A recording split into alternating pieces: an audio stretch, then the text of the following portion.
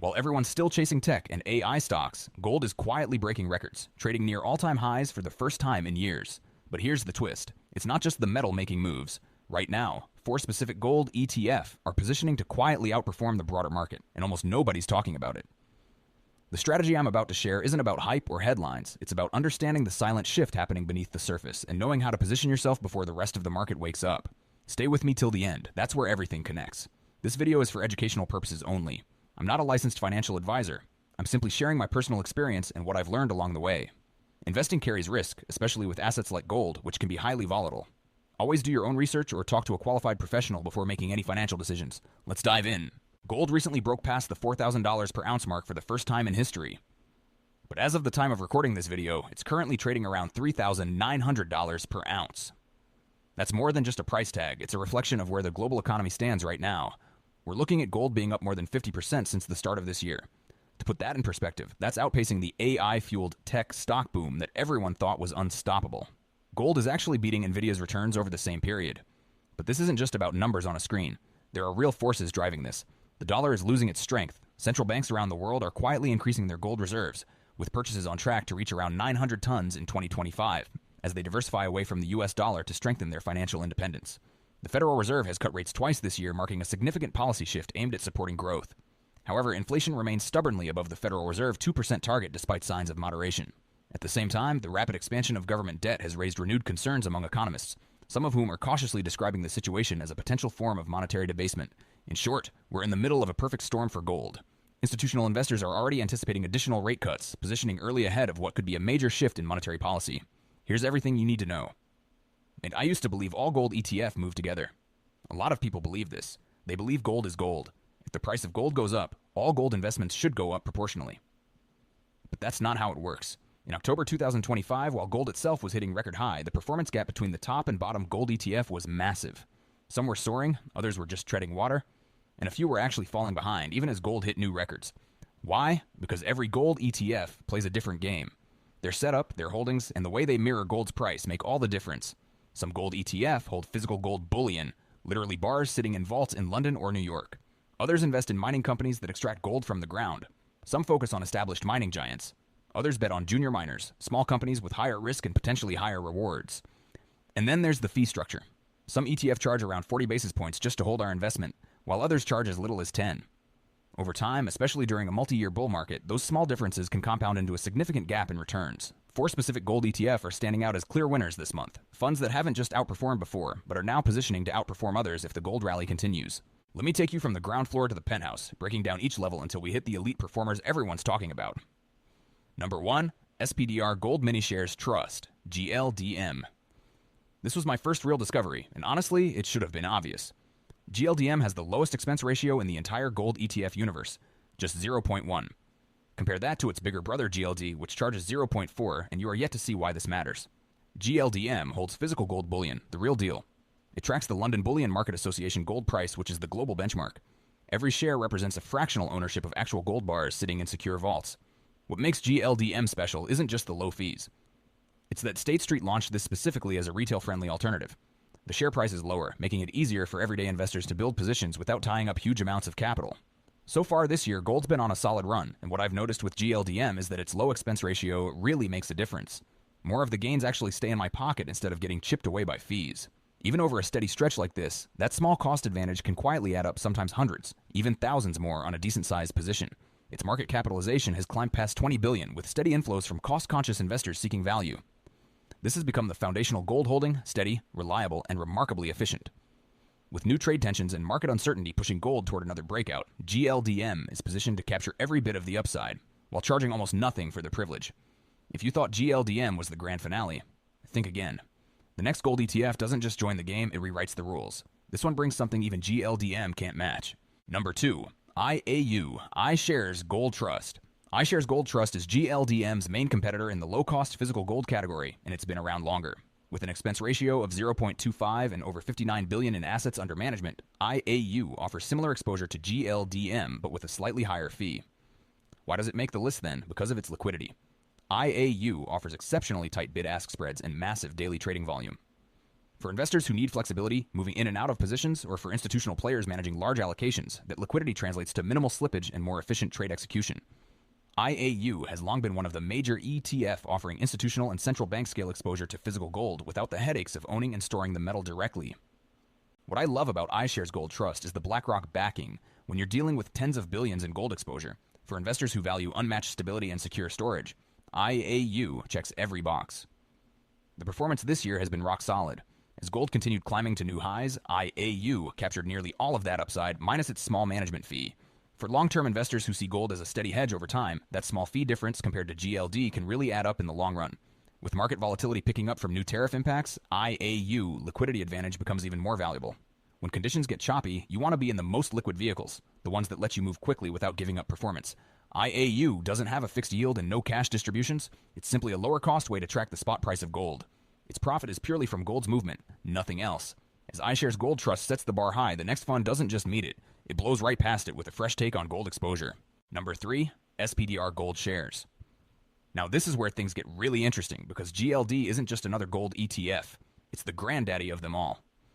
With over $120 billion in assets, GLD is the largest physically backed gold ETF in the world. It's been around since 2004 and has become the go-to standard for institutional gold exposure. The expense ratio is a bit higher at 0.40%. So why does it still make the list, especially when we just talked about GLDM being cheaper? It's because of two reasons, volume and options. GLD trades an average of nearly 8 million shares per day. That's massive. The options market on GLD is deeper and more liquid than any other gold ETF. For investors using covered calls, protective puts, or more advanced strategies, GLD remains the benchmark choice. Gold has taken off this year, and through October 2025, the momentum has been especially strong, helped by tariff fear, global trade tensions, and rising volatility. The options market around GLD has been more active than usual, offering me the kind of liquidity and flexibility I often won't find in smaller gold ETF. And here's what surprised me. Despite the higher fees, GLD's sheer size and liquidity mean it actually outperforms GLDM and IAU over very short time periods, like daily or weekly moves. Why? Because when everyone's rushing into gold at once, GLD's premium liquidity means better pricing and tighter tracking to the spot price. As we move through this month, with markets reacting to new tariff headlines and rising global uncertainty, GLD's deep options market becomes even more valuable for investors looking to hedge or amplify their gold exposure. This is where the big money tends to operate. Think of GLD as the institutional standard. If you're managing serious capital or trading actively around gold, this is the vehicle built for that. This isn't financial advice, always do your own research before investing. GLD doesn't pay a dividend because it's literally just gold sitting in a vault. There's no cash flow, no interest, and no yield. Its entire return comes from the price of gold itself. If gold rises, so does GLD. If it dips, so does GLD. If gold keeps climbing, everything changes. Because this next ETF proves one thing, you don't need to be a giant to make a giant impact. Next, GDX. VanEck Gold Miners. GDX doesn't hold physical gold. Instead, it invests in a basket of established gold mining companies, the companies that actually dig gold out of the ground. Companies like Newmont Mining, Barrick Gold, and Agnico Eagle Mines. These are billion-dollar operations with mines across multiple continents. Why does this matter? Because gold mining stocks are leveraged to the gold price. Here's how it works. If gold goes from $3,000 to $4,000 an ounce, a 33% increase, the mining companies don't just benefit by 33%.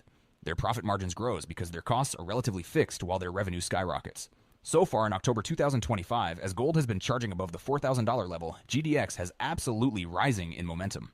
On volatile trading days, it's been moving 2 to 3 times more than the gold price itself. That's the beauty, and the risk, of miner leverage. But here's the thing, that same leverage works in reverse. When gold cools off, GDX takes the hit twice as hard. We've already seen it this year. During those quick pullbacks when gold slipped from its highs, GDX dropped noticeably faster than funds like IAU or GLDM. GDX comes with an expense ratio of 0.5% higher than the physical gold ETF, but still reasonable for an equity-based fund. And here's a nice bonus. GDX actually pays dividends. They're not massive, but since many of the mining companies distribute profits to shareholders, that income flows through to ETF holders. With around $23 billion in assets under management, GDX has become the go-to choice for investors like me who want amplified exposure to gold's moves. And as gold trends continues, GDX is especially interesting. If gold keeps pushing higher, as many analysts expect, thanks to ongoing tariff tensions and steady central bank demand, mining companies' profit margins could expand even more. That could mean another leg up for mining stocks, potentially outpacing gold itself. This ETF isn't for everyone. GDX is built for investors with a higher risk tolerance, the ones who believe the gold bull market still has room to run. Because here's the truth. If you're right about gold's direction, GDX multiplies the gains. But if you're wrong, it multiplies the losses too. GDX is different among other gold ETF. Because it owns gold mining companies, it can actually pay dividends, not massive ones, but consistent quarterly payouts that come from the miners' profits. When gold prices rise, those profits expand and dividends often follow. But when gold cools off, those payments can shrink too. It's a double-edged sword, more upside, but more volatility. I'm not here to tell you what to do with your money. This isn't financial advice. I'm just sharing what's worked for me, what I've learned, and what's helped me build confidence through every market shift. But this next ETF isn't just another gold fund. This one could completely redefine how you think about gold investing in 2025 and 2026. Next, GDXJ, Van Eck Jr. Gold Miners. If GDX is leveraged to gold prices, GDXJ is leveraged to the leverage. This ETF invests in junior mining companies, smaller operations, exploration companies, early-stage miners. These are companies that might have one or two mines, or are still in the exploration phase trying to prove up new gold deposits. But why would anyone invest in this? Because junior miners can deliver strong returns during gold bull markets. Not financial advice. Think about it this way. If gold prices drop, a tiny mining company with just one mine and high costs can go from profit to pain almost overnight. Now that gold is nearing above 4,000 again, those same junior miners can see significant upside in their stock prices because their profit margins expand rapidly. That's why junior miners often move faster than the gold price itself. So far in 2025, GDXJ has been one of the strongest performers among gold ETF. On volatile days, when gold moves 2%, GDXJ can swing 5% or even 7%, capturing the most explosive parts of the rally. But let's be very clear, this ETF carries a bit of risk. Junior miners are smaller, more volatile, and heavily dependent on just a few projects. If gold pulls back, these companies can face serious challenges. The expense ratio for GDXJ is 0.54%, the highest in my portfolio. But I think it's worth it for the kind of exposure I get. The ETF manages about $8 billion in assets, so it's smaller than GDX, but still plenty big to make a move. Here's how I see it. GDXJ isn't something I'd make a core holding in my portfolio. For me, it's a tactical play. If you believe like I do, that gold is still in the early stages of a multi-year bull market, and everything I'm seeing right now supports that. I believe a small position in GDXJ can give me some serious upside, but I only ever put money here that I'm comfortable risking. With the market being unpredictable, plus geopolitical tensions and central banks still buying gold, GDXJ could move fast. I personally watch it closely because it reacts so strongly when gold moves. But I also know that if gold drops, GDXJ is the first to feel it, and that's part of why I keep my allocation small. So now you know the best gold ETF. But knowing them and actually putting money to work are two completely different things. Here's how I personally think about gold allocation right now, based on my own experience. For core gold exposure, the part of my portfolio meant as a long-term hedge against inflation and broader market risk, I stick with GLDM, or IAU. These are steady, reliable, and track gold closely. They have low fees, and I buy them to hold through volatility, because that portion isn't about timing the market. For me, that's enough to have meaningful exposure, but not so much that I'm overly concentrated in one asset class. I have a slice in GLD. I like having the liquidity and options available here. It gives me flexibility to use strategies like selling covered calls for income or buying protective puts if I feel the need. This is my tactical portion, and I monitor it closely. Then for GDX, I keep a small allocation here. It can provide additional upside if gold continues to move higher, but it's still a higher risk part of my allocation. I keep it small so I'm comfortable even if mining stocks fluctuate. GDXJ is my speculative play. I only hold a tiny portion. These are smaller junior miners, higher potential swings, and risk. I only use a small allocation here because it's not a stable long-term holding. The key is position sizing and understanding what each ETF actually does. I don't make the mistake of putting all my eggs in one basket. As Q4 comes to a close and we look toward 2026, here's how I'm thinking about the factors that could move these ETF higher or cause them to pull back. First, macro money flows. The final stretch of the year often brings portfolio adjustments, and I'm watching how capital continues to move into gold. Increased demand from investors can push prices up, especially if safe haven buying picks up. Secondly, central bank buying. We're on track for nearly 900 tons of gold purchases this year. If that pace continues or accelerates in Q4, it adds a strong fundamental bid under gold prices, something I personally pay close attention to. Any signals of new rate cuts or slower hikes tend to matter. Lower interest rates reduce the opportunity cost of holding gold, since it doesn't generate income. For me, that's one of the clearest drivers behind gold's momentum. Third, market sentiment and volatility. Even without headline events, periods of uncertainty can push investors into gold. I keep an eye on market sentiment because when volatility spikes, gold ETF often move faster than the commodity itself. Gold is already nearing above 4,000 at the time of making this video, and I'm watching the next key level. Momentum traders and algorithmic systems often jump in at these milestones, and that's something I personally track to gauge short-term swings. I'm not telling you to buy any of these ETF. This isn't a recommendation or financial advice. Remember, gold ETF move with the price of gold, which can be volatile. Always do your own research to decide if gold ETF fit your strategy, and consult a licensed financial professional before making any investment decisions. Investing in gold ETF isn't risk-free. Prices can be volatile, especially with leveraged or junior miner ETF, and there's always the chance you could lose money. particularly if you overcommit or try to time the market.